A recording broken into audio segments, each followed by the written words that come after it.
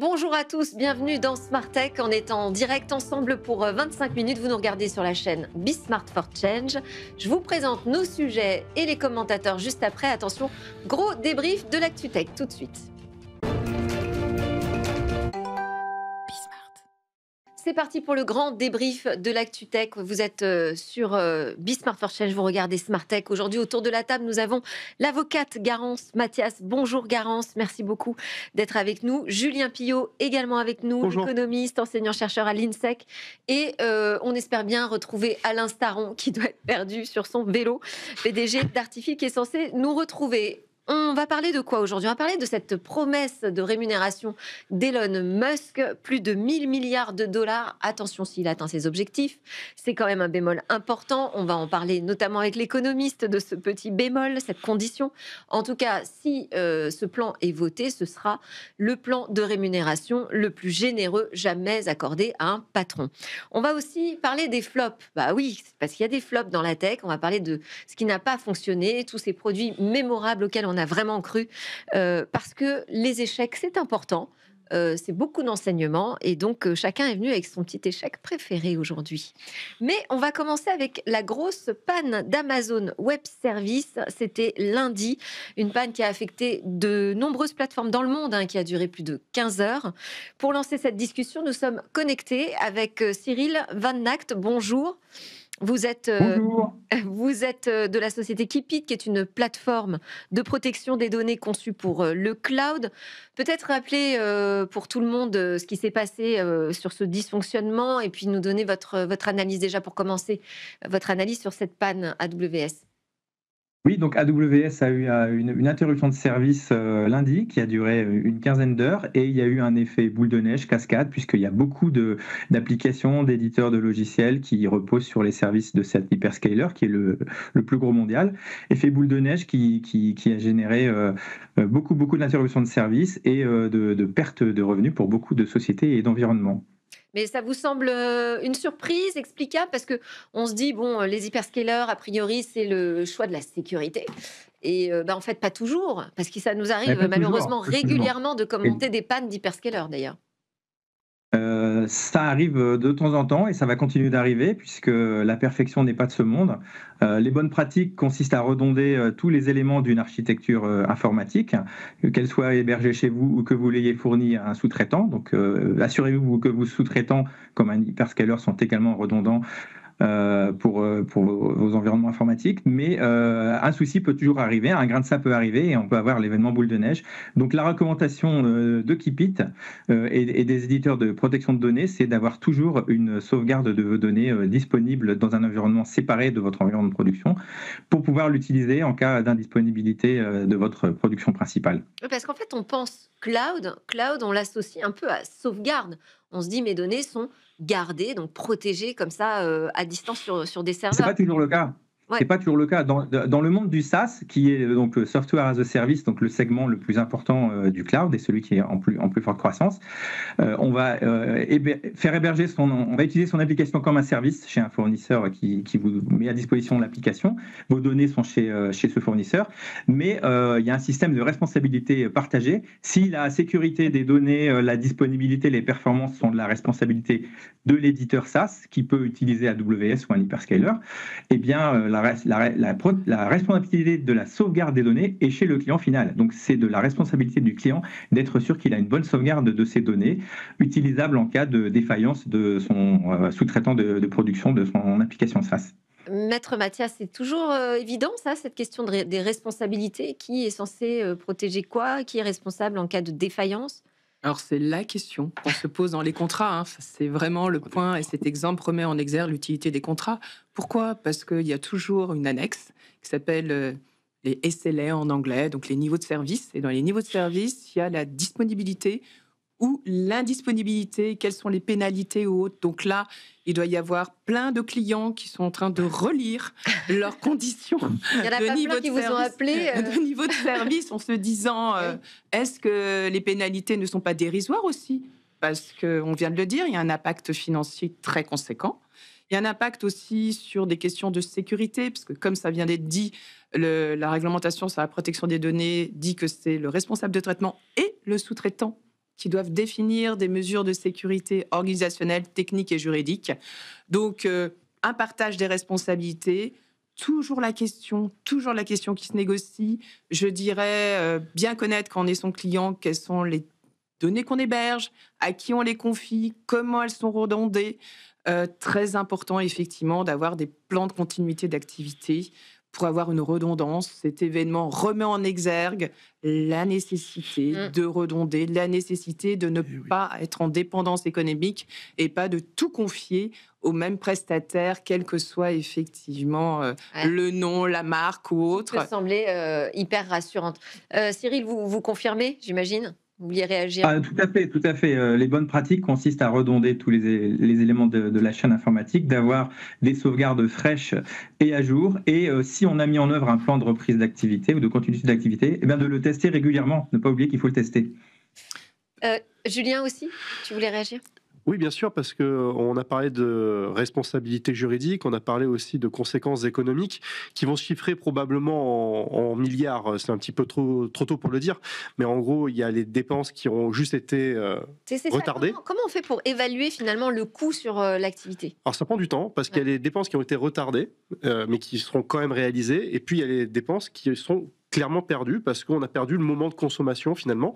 Donc ces dépenses-là, on a des modèles nous en économie qui nous permettent de savoir par rapport à un fonctionnement normal de l'activité quelle est la rupture qui a été opérée et donc quelle est finalement la disruption en fait sur le continuum qui a été réalisé du fait d'une panne qui est exceptionnelle.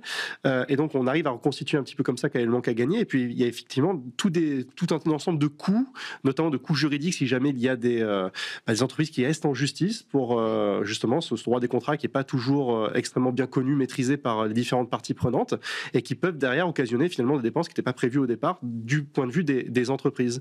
Et puis derrière, il y a une autre question à se poser. Je vais juste faire réagir peut-être Garance Mathias sur... Est-ce que vous voyez ça des affaires Ah oui. Oui, de plus en plus, puisqu'il y a déjà les conditions de niveau de service sont souvent peu où on ne calcule pas en fait. Il y a des formules de calcul plus ou moins complexes dans ces annexes.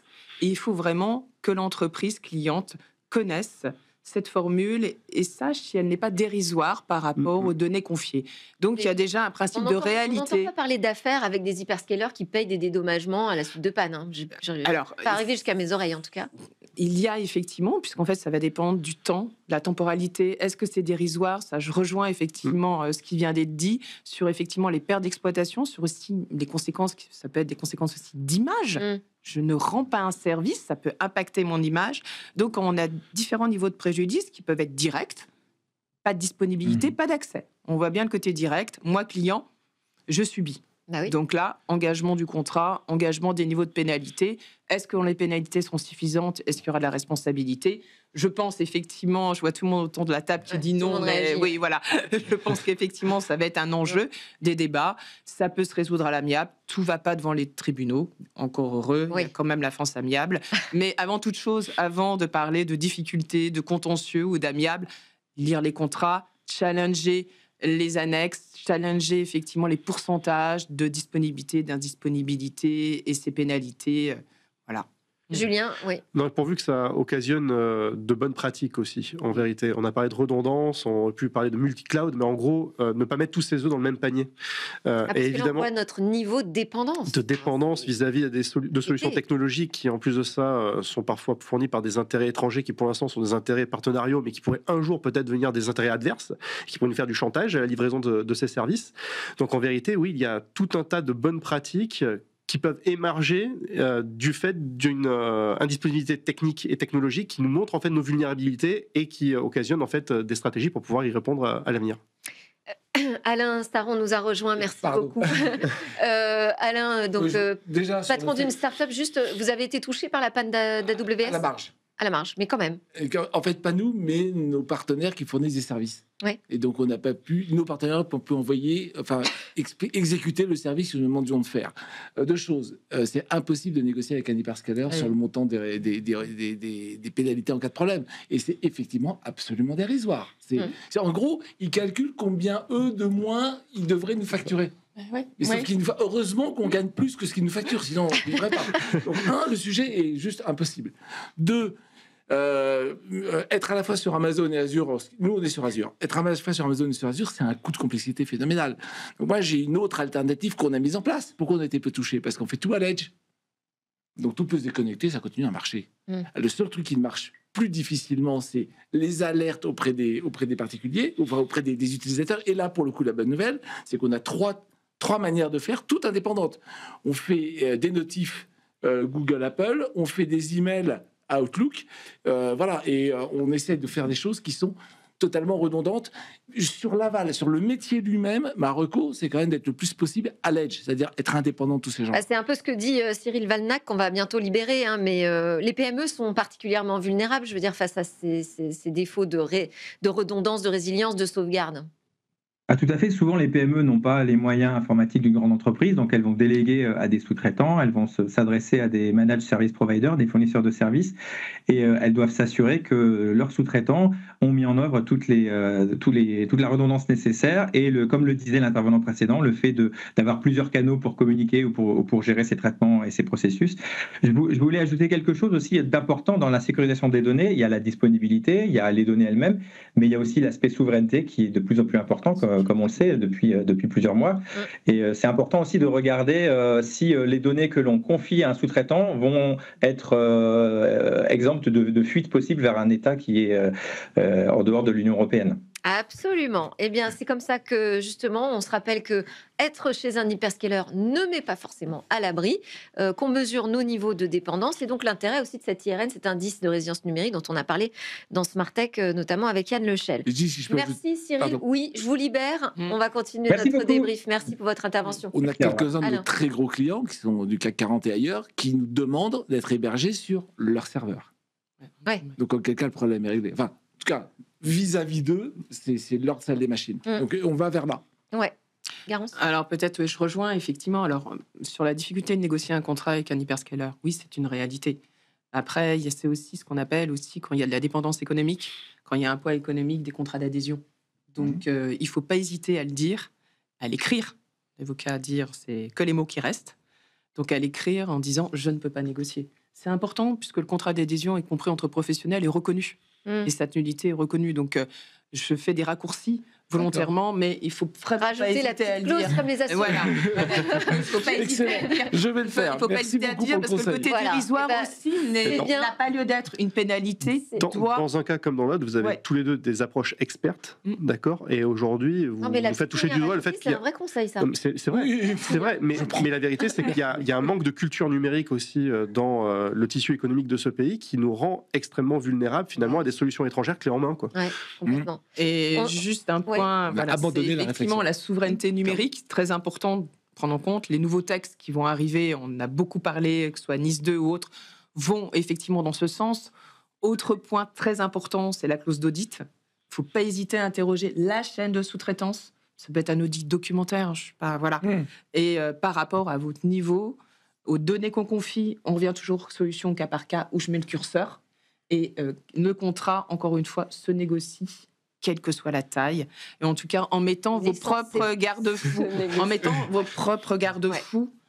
sur les choses et sans partir sur des négociations intenables. Le caractère dérisoire aussi est écarté. Voilà, une pénalité. La consultation, vous continuerez en cabinet. Voilà. J'ai ce qu'il faut. Merci pour le partage à l'ensemble de ceux qui nous écoutent. On va passer à notre autre sujet, ce plan de rémunération le plus généreux jamais accordé à un patron. Enfin, je parle comme ça, mais en vrai, tout ça est soumis à plusieurs conditions. D'abord, il faut que ce soit voté, parce que ce programme est mis au vote des actionnaires le 6 novembre. Et puis, c'est conditionné aussi à la réalisation d'objectifs. Objectifs atteignable, pas atteignable. Et bien justement, on va poser la question à Julien Pillot.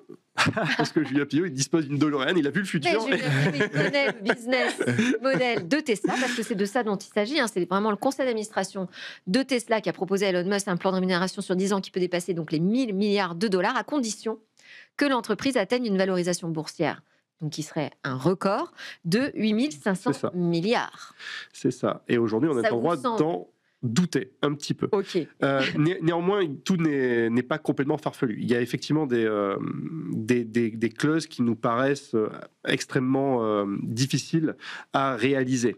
Et puis amener Tesla à une valorisation de 8500 milliards, quand on voit un ralentissement des ventes de véhicules électriques et de batteries, quand on voit aussi le pseudo-flop, en tout cas le lancement en demi-teinte des robots Optimus, ce genre de choses, on est en droit légitimement d'en douter. Il n'en demeure pas moins que il y a plusieurs choses qui peuvent rentrer en ligne de compte et qui peuvent quelque part amener à nuancer un petit peu ce tableau-là. La première, c'est déjà un conseil d'administration qui est entièrement acquis à la cause d'Elon Musk et qui peut quelque part chercher à dégager tous les moyens possibles et imaginables, y compris sur le plan managérial, pour l'aider à atteindre ses objectifs, d'une part. Et d'autre part, il y a... C'est quand même motivant quand on a ça comme promesse. C'est très motivant. Et puis, il y a aussi, et ce qu'on a tendance parfois un petit peu à oublier, c'est que Tesla, finalement, ce n'est qu'une brique, alors peut-être la plus importante d'entre elles, mais une brique d'un écosystème qui est beaucoup plus vaste, qui est l'écosystème d'Elon Musk, avec SolarCity, qui est maintenant Tesla Energy, avec évidemment Neuralink, SpaceX, etc. Et qu'en vérité, cet écosystème-là commence à ressembler à un écosystème qui est too big to fail, avec trop d'intérêt en jeu pour prendre le risque que ça puisse échouer. Donc il peut y avoir dans cet écosystème au sens très large tout un tas d'intérêts financiers, technologiques, politiques également, qui poussent en faveur de la réussite de ce plan-là. Et on pourrait, sans atteindre les 1500 milliards... Au-delà de Tesla, c'est ça? Au-delà de Tesla, parce qu'il y a des ramifications assez évidentes entre les différentes entreprises d'Elon Musk et notamment des facturations parfois croisées, et puis des contrats publics qui pourraient abonder dans les prochaines années, qui pourraient permettre aussi de contribuer à donner à Tesla et à l'écosystème d'Elon Musk la puissance nécessaire pour atteindre certains de ses objectifs. On n'atteindra peut-être pas les 1500 milliards, mais je prends le pari que la valorisation de Tesla dans 5-6 ans sera au-dessus des 1400 milliards d'aujourd'hui. Je note. Plus 1400 milliards. C'est une DeLorean, en fait. Alain, qui connaît bien ce marché de l'automobile. Oui, en particulier, mais bon. La première chose, c'est que si on veut garder Elon Musk, il faut faire ce qu'il faut. Et la deuxième chose, c'est pourquoi on veut garder Elon Musk? Parce qu'apparemment, personne d'autre serait capable de faire ce qu'il fait.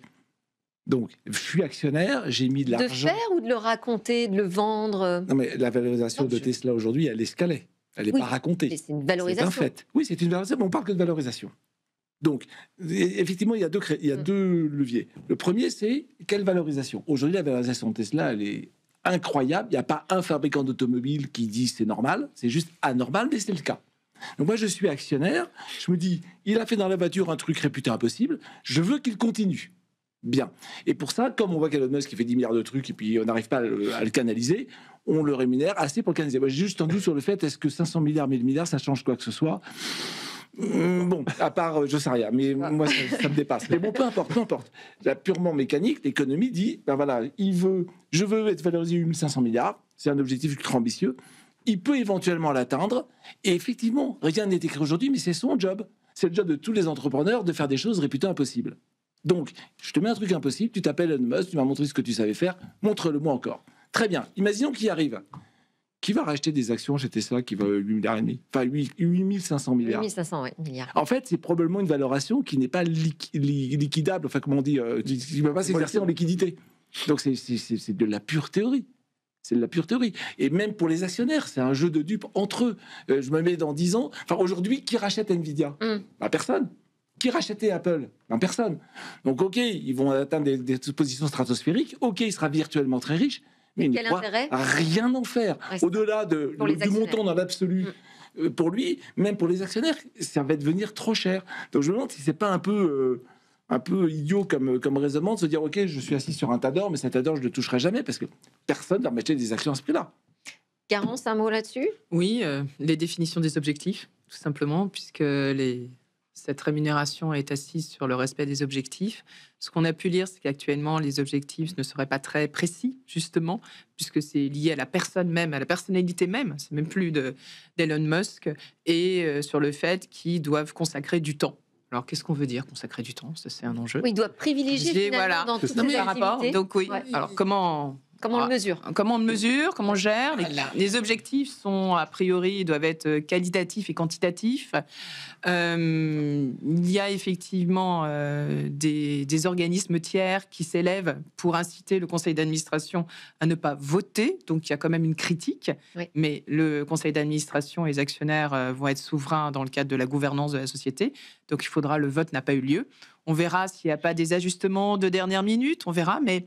En Une fait, question tout sur la est- définition des objectifs. Pardon, tout mais est il y a- hors norme, c'est en très fait. simple, c'est Oui. la Valo. C'est la C'est la Valo. Valo. Et très Donc, clair, c'est- 8500 milliards, c'est très factuel pour le coup. Hein. Très Moi, factuel, je mais me dis, quelles sont les en tant actions qu'actionnaire, Mais- alors mais il y a la Festivo, c'est question. son job. On Bah peut oui. pas. Il y a la question, Alain, effectivement, de quel est l'intérêt si je peux pas finalement tirer les fruits de mon investissement. Mais il y a aussi un moment, qui va arrêter Elon Musk? Je veux dire, quand on arrive à ces niveaux de puissance, de pouvoir, on est déjà sur Elon Musk, l'homme le plus riche du monde.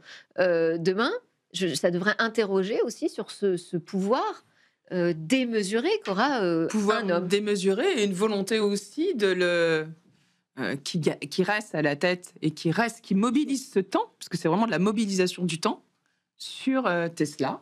Après, les autres conseils d'administration des autres entreprises qui ont été citées sont libres aussi de proposer. Non, mais c'est Alors, vrai que est-ce que- c'est est-ce too que big to ce- fail. Oui. Est-ce Il que commence à y avoir trop de gens, des personnes physiques ou morales, qui sont extrêmement intéressés à la survie et à la réussite d'Elon Musk. Ouais. Jusqu'à quand? Parce que ça, c'est le principe de la bulle. À un Oui. moment, ça éclate. Bon. Ou pas. Ou pas. Alors, est-ce que ce sera un flop? J'essaye de faire une transition avec notre dernier sujet. Merci beaucoup. Les échecs de la tech sont exposés jusqu'au 17 mai 2026. Je me dis qu'il y en a peut-être certains d'entre vous qui sont en vacances. C'est le moment d'aller au Musée des Arts et Métiers à Paris pour l'exposition Flop, donc consacrée au raté de l'innovation. Voilà, avec cette idée que ça interroge en fait sur ce qui marche pas, pourquoi ça marche pas, qu'est-ce qu'on apprend de l'échec, voilà, comment fonctionne la mécanique finalement de l'invention et du progrès. Et on a 1 minute, presque pas, chacun pour choisir notre flop préféré. Garance. Paul Honneur. Alors moi, j'avais pensé il y a une dizaine d'années le lancement des Google Glass, qui Oui. avait soumis énormément de problèmes sur la vie privée. Alors je rejoins sur ma passion sur les données à caractère personnel, mais effectivement, indépendamment du coût économique, indépendamment, c'était aussi une rupture technologique. Il ne faut pas oublier qu'il y a l'innovation Moi, je derrière. trouvais ça génial. Mais effectivement, ça a été un flop. Eh oui, Voilà. malheureusement. Voilà. Mais bon, Après. les lunettes connectées reviennent. Tout n'est Oui, pas c'est pour la- ça un la messe flop, n'est pas mais dite. maintenant on en tire des expériences aussi. Un échec, on peut effectivement permettre d'avancer, les technologies évoluent, le cadre juridique serait peut-être mieux respecté aussi C'est vrai. qu'à Sur la l'époque, protection des donc données. voilà. Ouais, c'est vrai. Mm. Julien, Il y en a tellement. Mais peut-être le métavers selon un Meta. seul.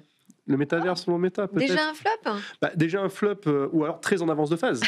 L'avenir nous dira peut-être si on ira tous, façon Ready Player One, nous connecter avec nos avatars virtuels dans des univers partagés. Mais pour l'instant, très en avance de phase, des technologies qui ne sont pas encore matures pour pouvoir se faire, des usages qui n'existent pas et qui peinent à émerger, et une économie qui est complètement à bâtir, en fait. Donc pour l'instant, très en avance de phase. Flop ou pas flop, ça c'est l'avenir qui nous le dira. J'en parlerai parce que je reçois le patron de Meta France, là, dans Smartech. Je lui parlerai, je lui poserai la question s'il pense que c'est déjà un flop. Meta... Ça m'étonnerait d'ailleurs qu'ils disent oui, mais bon. Alain, un flop, Pas de flop, des flips. un flop mémorable. Un flip mémorable? Des flips. En fait, Un des flips. flipper. En fait, qu'est-ce que ça veut dire? Ça veut dire un flop, mais vous l'avez dit tous les deux. Un flop, c'est un truc qui marche pas jusqu'au jour où il marche. Oui. Ça. Donc moi, je refuse de parler de flop. Oui. Un flop, d'abord, on apprend plein de trucs, donc je veux pas de connotation Absolument. négative. C'est l'idée. Et c'est une erreur qui peut se transformer en succès demain. Donc j'ai pas de flop, j'ai que des flips. Est-ce que Minitel Non, était un flop? moi j'ai un flop, mais Est-ce que Minitel était un flop? Bah non, mais sauf qu'aujourd'hui, Bon, Alain, faut rétrospectivement, choisir. ils ont remis Faut fin d'ailleurs. choisir, il nous reste 1 minute. Non, bah voilà, moi je Rien. veux Ok. rester là-dessus. Aucun flop. Il n'y a pas de pour flop, Alain. des flips. Tout, Des ok. erreurs provisoires sur lesquelles on peut rebondir. Ok. Alors, juste petit clin d'œil à Émilie qui prépare cette émission avec moi. Pour elle, le flop, c'est le mini-disque voilà, qu'elle adorait quand elle était enfant. Et pour moi, le flop, c'est le WAP. Parce que c'est tout, ça symbolise les errances des opérateurs de téléphonie mobile. À une époque où on se disait quelle sera la meilleure interface. Alors, on a essayé de créer la nôtre, on a essayé de copier les Japonais, on a regardé tout ce qui se faisait partout. Et puis finalement, c'est Apple qui est arrivé. Et c'est iOS qui a gagné la bataille. et on s'est complètement planté. C'est un peu l'histoire de beaucoup de techno, je trouve, ici, en France et en Europe. Voilà, je voulais terminer sur une note positive. C'est raté. Merci beaucoup. Garance Mathias, avocate à la Cour. Julien Pillot, enseignant-chercheur en économie à l'INSEC. Et Alain Staron, PDG d'Artifit, d'avoir été avec moi pour ce grand débrief en direct sur la chaîne Bismart. On se dit à très vite, à la semaine prochaine pour le prochain direct. Mais entre-temps, il y aura d'autres émissions de Smart Tech à regarder. À bientôt.